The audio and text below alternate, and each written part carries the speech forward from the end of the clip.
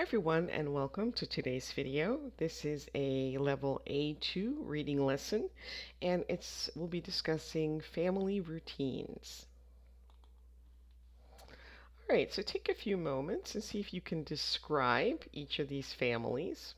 Tell who the people are and their relationships to each other.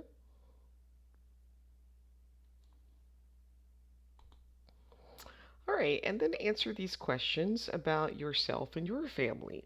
How many people are in your family? Who do you live with? In your house, what time does everyone get up?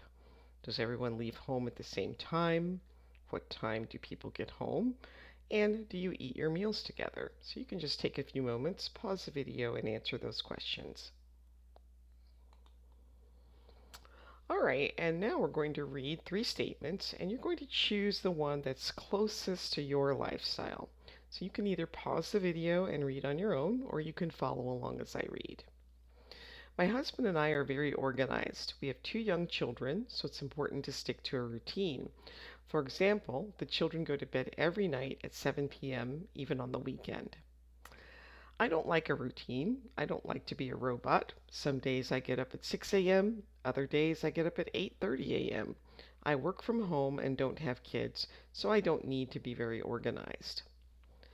Our family sticks to a routine. Well, more or less. We always eat dinner at 7 p.m., and I expect everyone to eat together. Families are busy, so it's important to spend some time together each day.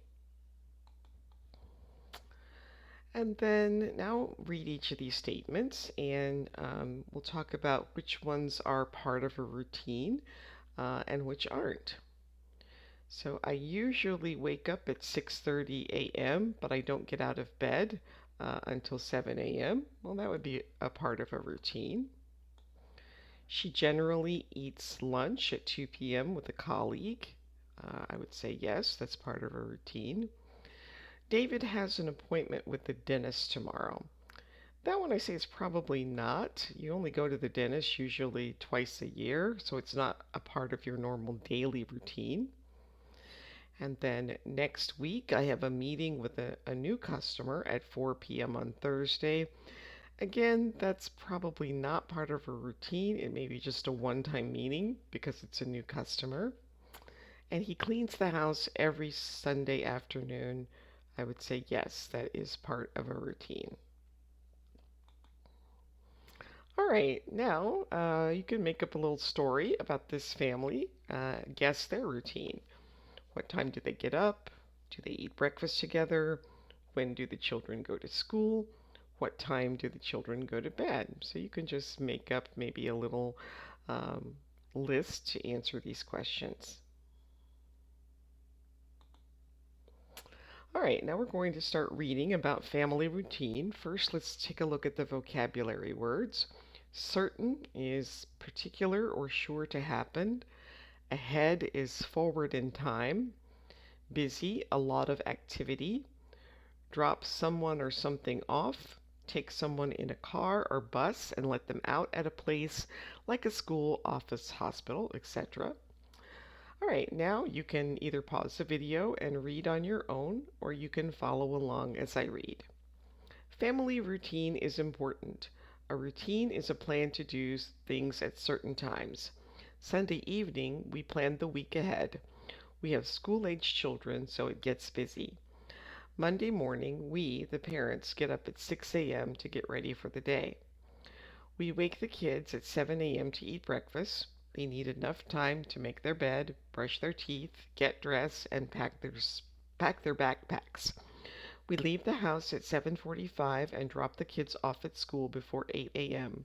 From school, we go to work. All right, so how does each time relate to the family? Well, 6 a.m. was the time that the parents get up. 7 a.m., that's the time that they wake the children up. 7:45 is when they leave the house to take the children to school, and 8 o'clock is when school starts. All right, there are some more vocabulary words. Supper, the food you eat in the evening or dinner. Together means with other people. Complain about is to express unhappiness about something or someone. Again, you can either pause the video and read on your own, or you can follow along as I read. Everyone gets home before 5 p.m. Most people in our country eat supper around 6 p.m. We sit down and eat our evening meal together. It's probably our favorite time of the day. We talk about the good, the bad, and the crazy things that happened. Our kids like to talk about their day at school. Sometimes they complain about a teacher or a classmate. Now, answer these questions about yourself. Do you generally arrive home before or after 5 p.m.? In your country, at what time do people normally eat the evening meal? Who do you generally eat with? And what do people in your family normally chat about over supper? Or what do you talk about while you're eating? All right, a few more vocabulary words. To work on something means to pass time trying to complete a project. Take a bath means to wash yourself. Bedtime, the usual time when someone goes to bed. Peace and quiet is being alone, away from noise. First, we all work on things like music practice or homework.